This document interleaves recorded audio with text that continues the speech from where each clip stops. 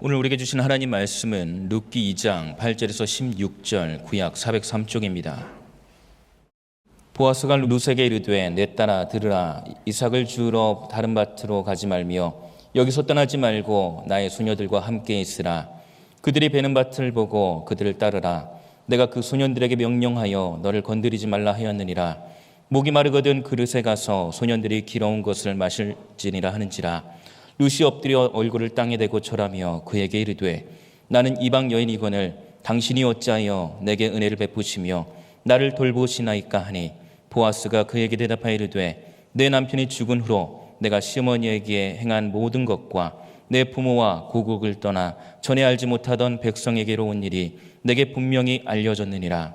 여호와께서 내게 행한 일에 보답하시기를 원하며 이스라엘의 하나님 여호와께서 그의 날개 아래에 보호를 받으러 온 내게 온전한 상 주시기를 원하노라 하는지라.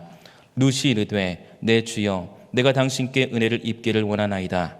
나는 당신의 하녀 중에 하나와도 같지 못하오나 당신이 이 하녀를 위로하시고 마음을 기쁘게 하는 말씀을 하셨나이다 하니라.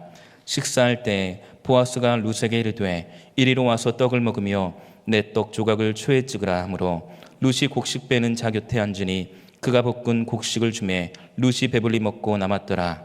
룻이 이삭을 주우러 일어날 때에 보아스가 자기 소년들에게 명령하여 이르되 그에게 곡식단 사이에서 줍게 하고 책망하지 말며 또 그를 위하여 곡식 다발에서 조금씩 뽑아버려서 그에게 줍게 하고 꾸짖지 말라 하니라. 아멘. 1961년 4월 12일 인류 최초의 우주 비행사인 유리 알렉서여비치 가가린이 보스토크 1호를 타고 1시간 29분 동안 우주 공간에 떠서 지구를 한 바퀴 돌고 지구로 귀환을 합니다. 그 속에서 이 가가린이라는 우주인은 지구는 푸르구나, 그리고 우주 어디에도 신은 없다라고 그는 말했습니다. 그로부터 10년이 지난 1971년 7월 30일 미 우주선 아폴로 15호의 우주비행사인 제임스 어윈은 나는 우주여행을 하면서 그리고 달을 주행하며 우주 모든 곳에 가득 찬 그분의 임재를 체험했다라고 그는 간증했습니다. 그는 우주선이 지구로 가까이 다가오고 있을 때 요한복음 3장 16절 말씀, 하나님이 세상을 이처럼 사랑하사 독생자를 주셨으니 이는 저를 믿는 자마다 멸망하지 않고 영생을 얻게 하려 하심이라, 그 말씀을 몇 번이나 반복하며 묵상하며 고백했다고 합니다. 제임스 어윈은 그 우주 여행을 마친 후 복음 전도자가 되기로 결심을 했고 전 세계를 다니며 우주 속에 던져진 연약한 인생들을 사랑하시는 그 하나님의 그 구원의 복음을 전하며 최선을 다했고 1991년 하나님의 품으로 갔습니다. 여러분, 세상에는 보이는 것과 보이지 않는 것 참 많습니다. 그리고 또 그 속에서 무엇을 깨닫고 무엇을 발견하느냐에 따라 그 사람의 인생이 달라집니다. 여러분, 은혜는 깨닫고 발견하는 자의 것입니다. 룻기에는요, 하나님이 직접적으로 선지자를 보내거나 환상을 통해서 개입하시거나 어떤 기적을 나타내는 일은 없습니다. 그러나 보이지 않는 하나님의 섭리는 소리 없이, 그러나 시기를 놓치는 법도 없이 정확하게 이루어 갑니다. 우연에는 마침으로, 그리고 보아스의 축복에는 룻의 감사와 따름으로 그렇게 모든 것이 합력하여 하나님의 선과 복을 이루어 갑니다. 이 세상에 하나님의 섭리와 은총이 없는 우리의 인생이 아닙니다. 하나님은 오늘도 우리 삶에 역사하고 계십니다. 다만 하나님께서 주신 은혜, 그 은혜가 없다고 스스로 생각하고 사는, 그렇게 발견하지 못하는 연약한, 아니 눈 가린 채 사는 그런 우리들의 모습이 있는 것만 같습니다. 사랑하는 성도 여러분, 오늘도 하나님께서는 여러분에게 은혜를 베풀고 계십니다. 그 아들과 함께 모든 것을 우리에게 선물로 주신 분은 오늘도 끊임없이 그 넓은 사랑과 은혜로 우리에게 수많은 선물을 베풀어 주십니다. 그러므로 오늘 우리는 이 오늘의 본문 말씀을 통해 다시금 하나님께서 주시는 은혜들을 좀 묵상하고자 합니다. 미처 발견하지 못했다면 새롭게 발견하시고, 그리고 이미 발견했다면 더 깊은 감격 가운데 빠져 감사하는 오늘의 이 말씀이 되기를 바라며 함께 몇 가지 생각해 봅니다. 첫 번째로, 보아스의 눈에는 은혜가 가득합니다. 율법에 따르면 모압이나 암몬 자손은 이스라엘의 총회의에 들어올 수가 없었습니다. 그런데도 보아스는 모압 여인인 룻을 적극적으로 받아들입니다. 심지어 그는 자상하게 그 모든 일들을 챙깁니다. 오늘 본문에 다른 데 가지 말라고, 내 밭에서 이삭을 주우라고도 하고, 다른 사람들이 건드리지도 못하게 당부도 해놓고, 심지어 같은 식탁에서 음식을 먹게도 해주고, 또한 하나님께서 룻을 보호하시고 상급 주시길 원한다고 하나님의 이름을 들어 그녀를 축복하기도 합니다. 본문 11절에 보면 보아스가 처음 보는 룻을 왜 이렇게 살피고 축복했는지 그 이유를 짐작할 만한 내용이 11절에 나옵니다. 보아스가 그에게 대답하여 이르되, 내 남편이 죽은 후로 내가 시어머니에게 행한 모든 것과 내 부모와 고국을 떠나 전에 알지 못하던 백성에게로 온 일이 내게 분명히 알려졌느니라. 곧 그녀의 삶, 그녀의 결정, 그녀의 헌신적인 그 모든 모습을 익히 알고 있다는 겁니다. 사실 하나님의 은혜와 사람의 배려는 별개라고 볼 수도 있을 겁니다. 그러나 오늘 본문에서 우리는 룻을 향한 보아스의 은혜가 사실은 보아스를 통해 주시는 하나님의 은혜라는 것을 우리는 분명히 하고 넘어가야 됩니다. 오늘 이 말씀은 룻과 보아스의 그 사랑 이야기, 그래 드라마틱하게 만났다더라, 이걸 말하고자 함이 아니라 이 두 사람의 만남을 통하여 하나님의 은혜가 어떤지, 그리고 우리의 순종은 어떠해야 될지, 우리의 만남은 어떠해야 될지, 우리가 앞으로 살아가는 모든 날 동안에 우리를 통하여 하나님은 어떻게 섭리하실 것인지, 이런 많은 것들을 우리는 묵상해야만 하는 겁니다. 오늘 본문은 보아스가 룻에게 은혜를 베풀고 있지만 사실은 하나님께서 은혜를 베푸는 것이고, 더 나아가 우리를 향한 하나님의 은혜가 있다는 사실을 우리는 꼭 잊지 말아야 합니다. 오늘 본문의 룻은요, 기대하지도 못한 은혜와 분에 넘치는 은혜를 입자 10절에 보아스에게 말합니다. 10절 하반절에 보니까요, 어찌하여 내게 은혜를 베푸십니까? 어찌하여 내게 은혜를 베푸십니까? 라고 그녀는 10절 하반절에 말합니다. 우리 한글 성경은 헬라어 원문 성경대로 번역을 잘한 겁니다. 원문 성경은 이대로, 헬라어 원문은 이 우리가 보고 있는 한글의 내용과 거의 비슷합니다. 단어도 비슷합니다. 그런데 영어 성경은요, 이 구절을 다르게 의역을 했더라고요.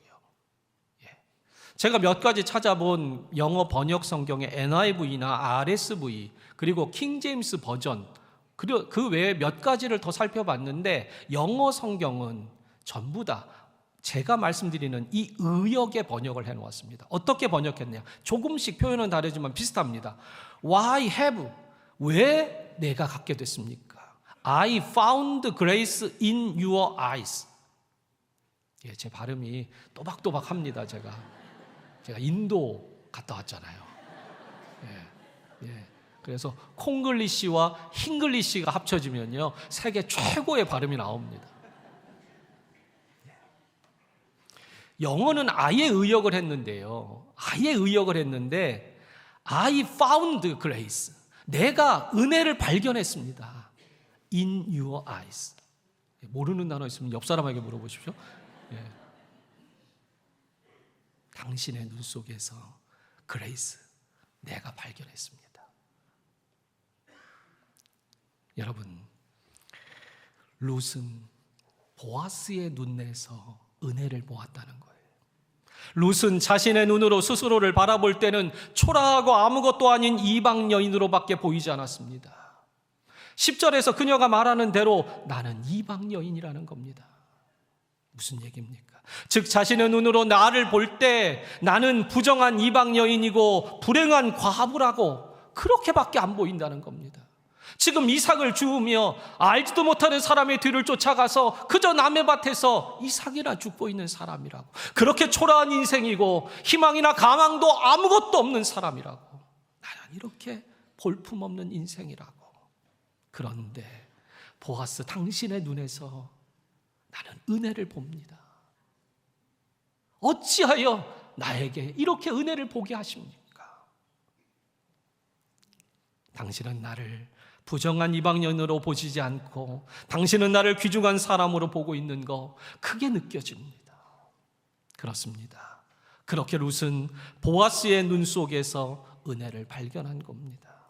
여러분, 은혜는요, 그야말로 발견하는 겁니다. 찾아내는 겁니다. 놀랍게 그것을 쟁취해내는 겁니다. 내 눈으로 볼 때는 절망이고 문제 투성이며 허점 투성입니다. 그러나 하나님께서 어떻게 바라보시는지를 깨달으면 모든 것이 은혜입니다. 하나님은 세상을 창조하시고 보시기에 심히 좋았다고 말씀하셨습니다. 하나님은 인생을 한없는 사랑의 눈으로 보셨습니다. 심지어 인간이 타락했을 때도 어떻게 멸망시킬까가 아니라 어떻게 살릴까, 그 생각을 하며 긍휼의 눈으로 우리들을 바라보셨습니다. 여러분, 보아스의 눈만 은혜가 있는 게 아닙니다. 하나님은 언제나 은혜의 눈동자로 우리를 바라보십니다. 그런데 그런 하나님의 눈, 그 하나님의 사랑을 깨닫는 사람이 있고 하나님의 눈에서 그 은혜를 깨닫는 사람이 있고 그렇지 못한 사람이 있다는 점입니다. 창세기 6장에 보면 아담과 하와가 에덴 동산에서 쫓겨난 뒤 세상에 죄악이 가득했습니다. 하나님께서는 이런 세상을 심판하시겠다고 말씀합니다. 어느 누구 하나 하나님께서 베푸신 은혜를 은혜로 깨닫는 사람이 없었기 때문입니다. 그런데 모든 사람들이 하나님의 은혜를 모든 죄 짓고 살고 있을 때 단 한 사람, 노아는 하나님을 바라봤습니다. 하나님 앞에서 내가 어떤 존재인지를 깨달았습니다.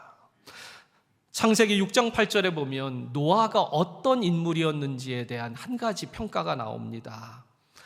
창세기 6장 8절에 그러나 노아는 여호와께 은혜를 입었더라. 즉 많은 세상 사람들이, 그 시대 사람들이 타락했지만 죄악이 관영했지만 그러나 노아는 여호와께 은혜를 입었더라. 한글 성경으로 보면 노아가 은혜를 입은 대상으로만 해석이 됩니다. 그러나 영어 성경으로 보면, 이 창세기 6장 8절을 보면 오늘 좀 다른 문장이 됩니다. But 그러나 Noah found grace in the eyes of the Lord. 제가 앞에서도 비슷한 예문을 들었는데, 보아스 얘기하면서도 I found 했고 지금도 Noah found grace in the eyes of the Lord. 여러분, 물론 영어 성경은 이 부분을 똑같이 의역한 게 맞아요. 그런데 저는 이 의역의 의미가 훨씬 더 다가옵니다. 무슨 얘기입니까? 노아는 은혜를 하나님께 입은 객체 맞습니다. 대상이 맞아요. 그러나 한편으로 생각하면 노아는 하나님의 눈 속에서 은혜를 발견한 사람이라는 거예요. 여러분, 오늘 은혜를 입은 사람이라고 표현할 수 있겠지만 오늘만큼은 여러분 은혜를 발견하는 사람 되십시오. 발견하는 사람. 여러분, 다른 사람들은 자신들이 하나님의 은혜로 살고 있다는 사실을 몰랐기에 교만하고 타락하며 끊임없이 세상으로 갔습니다. 그러나 노아는 자신이 하나님의 은혜로 살고 있다는 걸 깨달았습니다. 하나님이 나를 어떻게 보시는지를 깨달았어요. 그리고 자신을 향한 하나님의 은혜의 눈동자의 기대를 저버리지 않은 겁니다. 여러분, 은혜란 남이 보지 못하는 것을 보는 것입니다. 은혜를 입었다라는 것은 은혜를 보는 자를 말하는 겁니다. 여러분, 오늘도 하나님의 눈 속에 나를 향한 은혜가 가득하다는 것을 아십시오. 그리고 그 은혜가 내게 베풀어진 것을 깨닫고 감격하고 감사하는 여러분 되시길 바랍니다. 한편으로 은혜가 베풀어져도 룻은요, 이렇게 보아스가 은혜의 눈동자로 아무리 바라보고 있어도 룻은 이삭을 주어야만 되는 고단한 삶은 여전했다는 겁니다. 그러나 똑같이 이삭을 줍는 나날이 이어지지만 어제와 다른 특별한 사랑과 배려와 은혜를 받고 인생으로 살게 된 거, 이게 다른 겁니다. 여러분, 보아스는 여느 사람과는 다른 눈동자를 가지고 있는 게 분명합니다. 보아스는 룻이 얼마나 귀한 사람인지 보았고, 지금 가난해서 이삭을 줍기 위해 이곳저곳을 다닐 수밖에 없는 초라한 여인이지만 하나님의 은총을 받는 여인이라고, 아니 하나님이 반드시 당신에게 상 주실 거라고, 그런 여인으로 보고 있는 겁니다. 세상 사람들은 사람들을 볼 때 이용 가치를 가지고 보곤 합니다. 이 사람이 과연 내게 무슨 도움을 줄 수 있을까? 이 사람과 만나면 내가 얼마나 이득을 얻을까? 이 사람을 만나면 내가 어떤 좋은 인맥들을 이어갈게 될까? 그런 이익들을, 이용의 가치들만을 생각합니다. 그러나 지금 보아스는 사람을 대하며 그 존재 가치를 봅니다. 맥스 루케도 목사의 동화인 너는 특별하단다에 나오는 표현처럼 너는 단지 너라는 이유만으로 특별해 라고 말하는 것만 같습니다. 뿐만 아니라 당신이 현재는 가난하여 구걸하던 이삭을 줄 수밖에 없는 형편이지만 당신은 결코 형편없는 인생이 아닙니다. 당신의 신분은 혈통으로 결정되었을지 모르지만 당신의 성품은 지금 당신이 보이는 성품과 행동으로 드러나고 있습니다. 당신이 시어머니 나오미의 신앙과 삶을 따른 것을 보니 당신은 하나님의 온전한 상을 받기에 충분한 사람입니다. 여러분, 오늘도 보아스는 정말 한 사람을 보는데 그 눈에 은혜가 가득합니다. 어떻게 이럴 수 있습니까? 다른 거 없습니다. 그는 하나님의 은혜를 믿는 사람이에요. 하나님이 자신에게 준 은혜를 아는 사람이에요. 그랬기에 그는 지금 하나님의 시각과 영적인 시각으로 그 사람을 보고 그 상황을 분별하고 있는 겁니다. 여러분들이 먼저 하나님의 은혜의 눈동자를 바라보시길 바랍니다. 그 하나님의 은혜의 눈동자에서 내가 은혜를 입은 존재라는 거, 이걸 깨달으십시오. 그 후에는 어떻게 해야 될까요? 하나님의 은혜의 눈동자를 봤던 내가 이제 다른 사람을 바라볼 때 하나님의 은혜의 눈동자가 되어 바라봐야 합니다. 어떤 사람이 미켈란젤로가 만든 조각품을 보고는 감탄하며 물었습니다. 선생님은 보잘것없는 돌로 어떻게 이런 훌륭한 작품을 만들어내시는 겁니까? 그러자 미켈란젤로가 이렇게 대답했다고 합니다. 그 형상은 처음부터 그 돌 속에 있었습니다. 나는 단지 그 돌 속에 있는 그 형상을 보았고 불필요한 부분들을 깎아냈을 뿐입니다. 여러분, 보아스는 보잘것없는 이방 여인 룻의 모습 속에서 하나님께서 지으신 하나님의 형상을 가진 존재, 하나님의 축복과 온전한 상을 받을 존재를 보았습니다.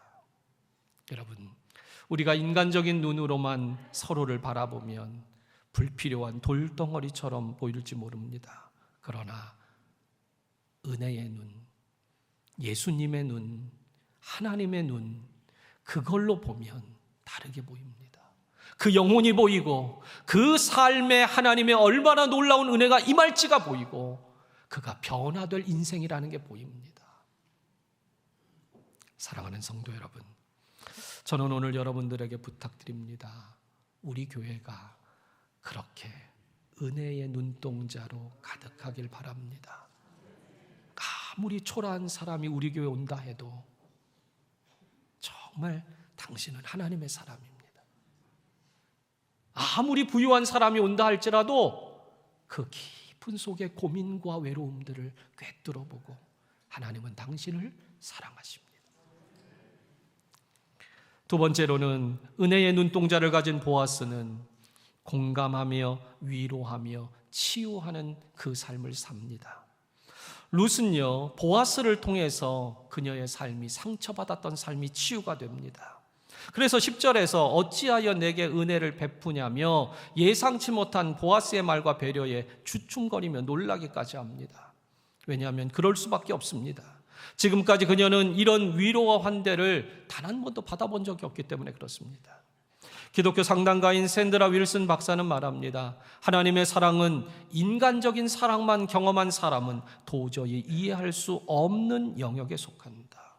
여러분, 교회는요, 인간의 사랑을 주는 곳이 아니라 하나님의 사랑을 주는 곳입니다. 여러분, 우리가 부족해도 하나님께서 당신을 사랑하십니다. 당신을 향한 놀라운 계획을 가지고 계십니다. 당신이 어떤 모습으로 올지라도 하나님이 당신을 용납하신다면 나도 용납합니다. 그 고백이어야 합니다. 룻은 다 이해할 수 없었지만 자신을 품어주는 그 사랑에 놀라면서도 그 말을 믿음으로 받습니다. 심지어 13절은 그 위로와 은혜를 더 구하기까지 합니다. 내가 당신께 은혜 있기를 원합니다. 당신이 이 하녀를 위로하시고 그 마음을 기쁘게 하는 말씀을 하셨습니다. 라고도 말합니다. 그런데 이 13절에서 이 룻이 분명히 말합니다. 당신이 나를 위로했다는 거예요. 당신이 나를 위로했습니다. 위로 정도가 아니라 나를 정말 기쁘게 해줬습니다. 그렇다면 보아스가 여기서 우리는 조금 더 생각을 더 한 발은 나가야 됩니다. 그렇다면 보아스가 과연 어떤 사람이길래 이토록 룻에게 치유를 주고 위로를 해주고 기쁨을 안겨줄 수 있었을까? 어떤 이유로? 바로 여기서 우리가 알아야 될 중요한 한 가지가 있습니다. 바로 보아스의 어머니가 누구인지를 알아야 합니다. 마태복음 1장 5절에 보면 예수님의 족보가 나오는데 이렇게 거기에 1장 5절에 기록합니다. 살몬은 라합에게서 보아스를 낳고 보아스는 룻에게서 오벳을 낳고. 그렇습니다. 지금 보아스를 누가 낳았습니까?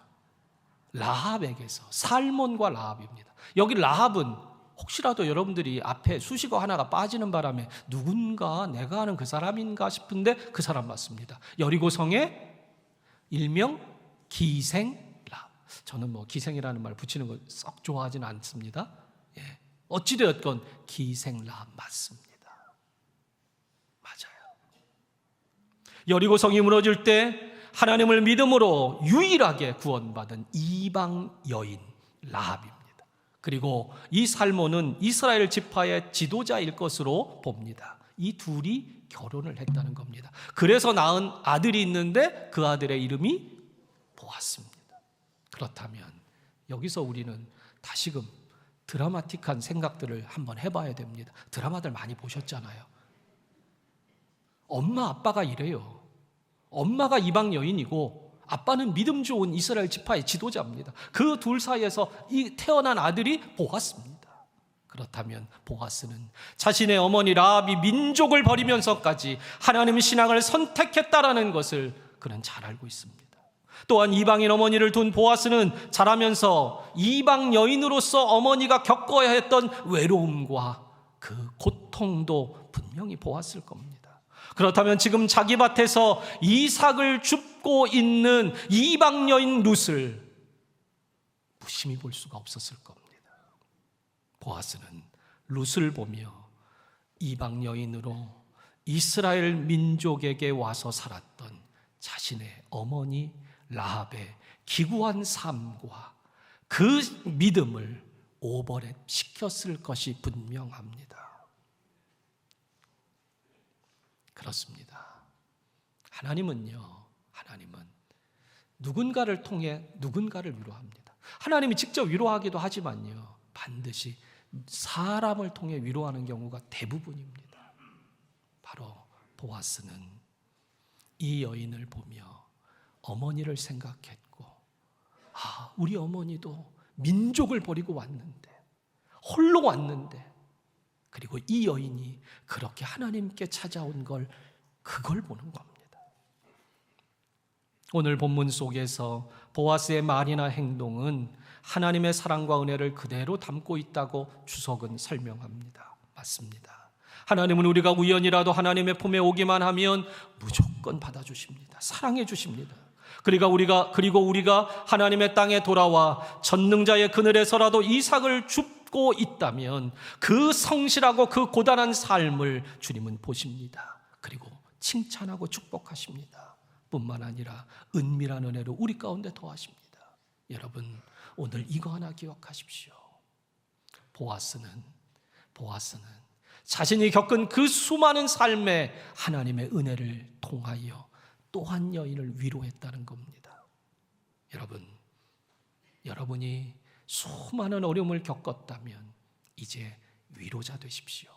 공감해 주시고 위로해 주시고 치유해 주십시오. 말씀을 맺습니다. 오늘은 우리 송현교회가 설립 95주년을 맞는 주일입니다. 교회가 설립된 1930년 3월 1일부터 지금까지 베풀어 주신 주님의 셀 수 없는 은혜에 감사합니다. 그리고 그 안에는 성도님 한 분 한 분의 정말 피땀 어린 헌신이 있었다는 걸 압니다. 그 이름은 여기에 기록되진 않아도 하나님 나라에 기록되어 있습니다. 오늘 이제 앞으로도 이어질 주님의 놀라운 역사를 저는 믿습니다.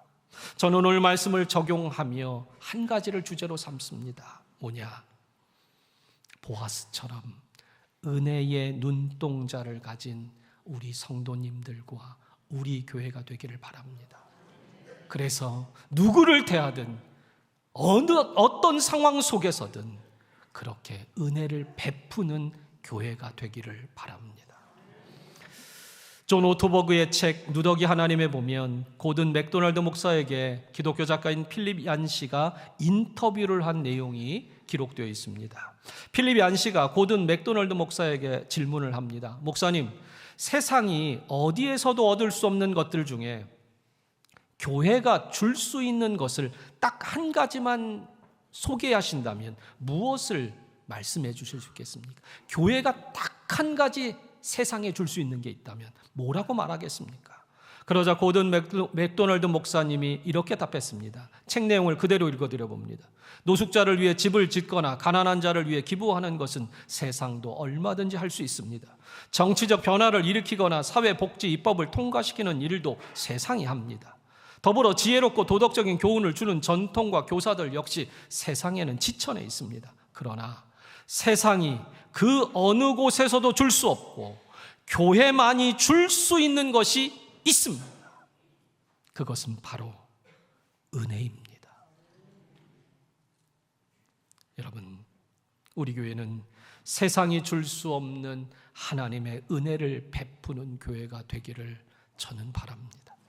우리 성도님들 눈 속에서 상처 입은 자들이, 정말 세상에 실패한 자들이, 무너진 자들이, 하나님께 돌아오는 자들이 여러분들의 눈 속에서 하나님의 은혜를 발견하게 되길 바랍니다.